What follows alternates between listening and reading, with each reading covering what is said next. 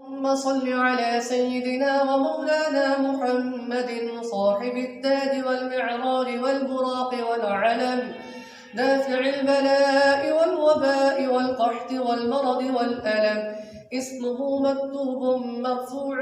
مشفوع منقوش في اللوح والقلم، سيد العرب والعجم، اسمه مقدس معطر مطهر منظر في البيت والحرم، شمس الضحى بدر الدجى صدر العلا نور الهدى كهف الورى مصباح الظلم، جميل الشيم شفيع الأمم صاحب الجود والكرم، والله عاصمه وجبريل خادمه والبراق مركبه والمعراج سفره، وسدرة المنتهى مقامه وقاب قوسين مطلوبه والمطلوب مقصوده والمقصود موجوده،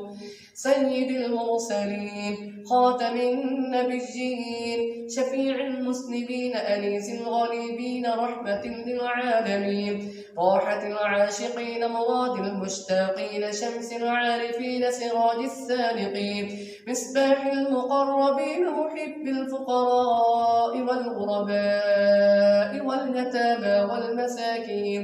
سيد الثقلين نبي الحرمين إمام القبلتين وصيلتنا في الدارين، صاحب قاب قوسين محبوب رب المشرقين ورب المغربين، جد الحسن والحسين مولانا ومولى الثقلين، أبي القاسم محمد ابن عبد الله نور من نور الله، يا أيها المشتاقون بنور جماله صلوا عليه وآله وأصحابه وأزواجه وذرياته وسلموا تسليما كثيرا كثيرا.